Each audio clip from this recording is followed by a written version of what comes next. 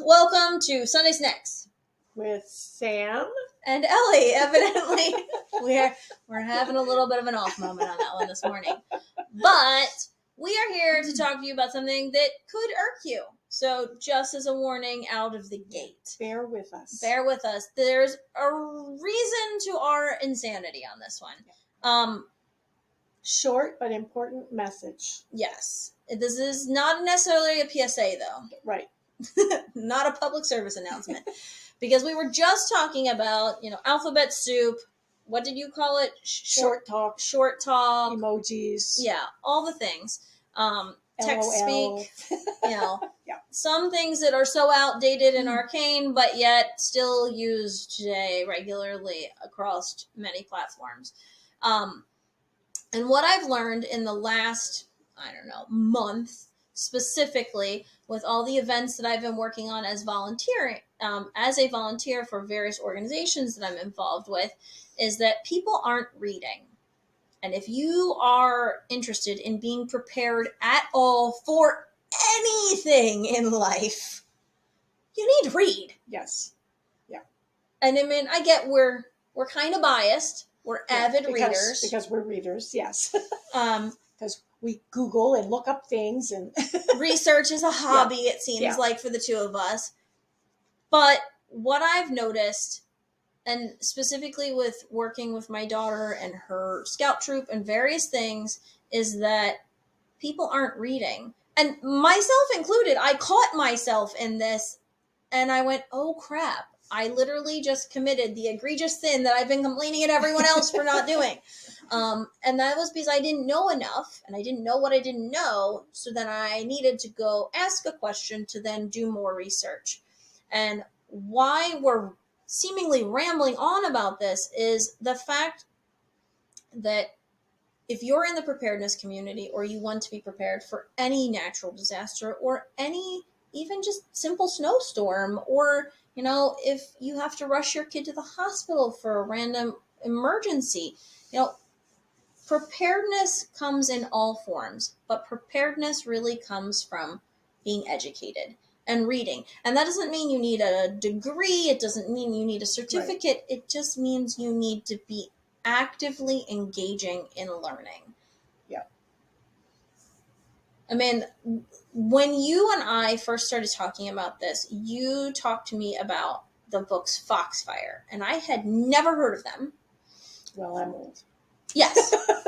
But we still love you for it anyway. But I had never heard of them, and you were like, here, have this set of them. And I was very excited, and I've read them, not cover to cover, but I read them in the segments that I need them at that point in time. Which is really why they're so great. Yeah. Should I explain what they are? Yes, please. The Foxfire Series is a fellow who was teaching in, in the Appalachians and in the hills in Kentucky. And he discovered that his students weren't really well educated at all. And, and they weren't good readers. And, they lived in an area that they're like, why do we have to read Dick and Jane or whatever, nothing that he was teaching seemed to be relevant. So what he started doing was he realized that the people that lived in the hills had a humongous variety of skills and talents. So he had his students interview various people and have them explain whatever their skill or trade was, and teach the student. And in doing so, they were learning English and writing and interacting with people and things like that.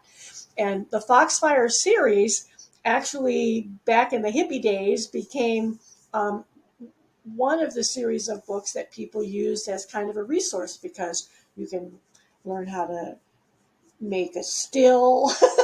You can learn how to kill a chicken. Yeah, I've read that section. I'm not going to do it anytime soon. But it's building things, making musical instruments. It's all of these wonderfully amazing talents of people who really lived in a different era even then. Yeah.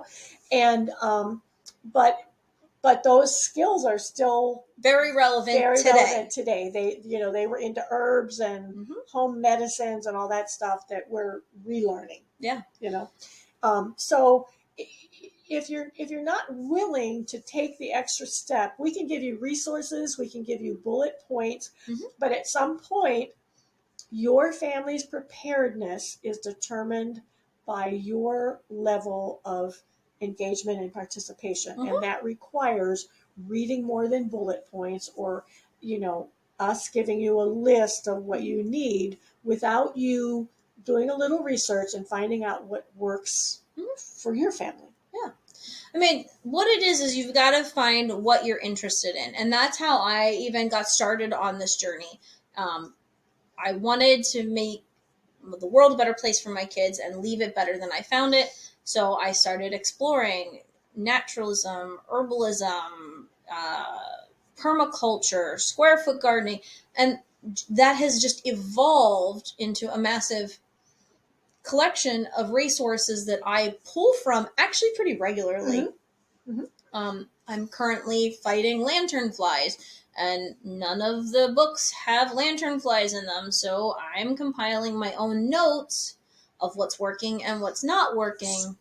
Squish them. Yes, all the squishing. And if you can't do that, get a vacuum cleaner, specifically one of, your shop vac. Take it outside, get a little dirt in it, and then suck those little buggers up because they are nasty. But the whole point of what our conversation is that preparedness isn't just about physically having tangible things on hand. And that's what a lot of people forget. There are skills that you need to learn independently. And those skills come from practicing with somebody that you know that knows that skill, but also taking the time to read and research and learn more about it and how it's going to impact you and impact your life.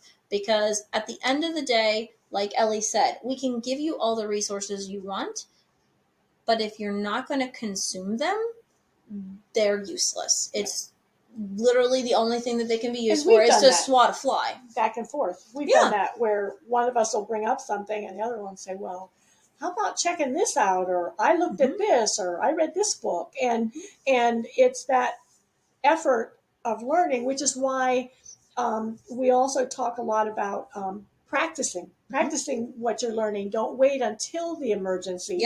Have your family take part, make it a game, but be involved, and everybody learn why you're doing these things, because when you do that, the fear lessens in an emergency situation.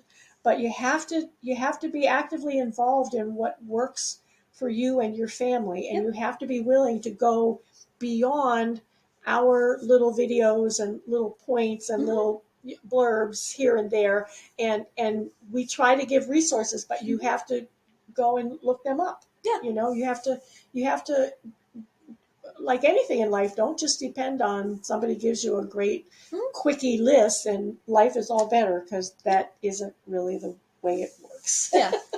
So with Beyond TP and Milk, we're not discrediting ourselves. What we're doing is we're actively telling you that you have the power within you to be able to be successful and be prepared, and we believe in you. Absolutely. It's just that the actions that you need to take are to make sure you're actively engaging you in reading, consuming materials, and then practicing, and also engage your family in the same exact process, because once you start to do that, your husband, your wife, your partner, whatever you want to call them, your children, your dog, even whatever pets and stuff, will be better off. You'll be better off. And like Ellie said, everyone will feel better. And children will actually feel better feeling like they're being included in grown-up stuff. Oh, very much so. I mean, they really take that to heart. If they're given tasks and they research it and they know why they're doing it, they can be very much a part of it. And they're learning other skills besides just preparedness for an emergency. So it's a wonderful way to learn. But I do believe in society today, we need to read more. So let us know what preparedness resources that you either have on hand or that you would like to see more of, because we will definitely compile those lists for you and share them with you of the things that we have. But for right now, good luck, happy reading, and we look forward to talking to you again soon. And read. See ya.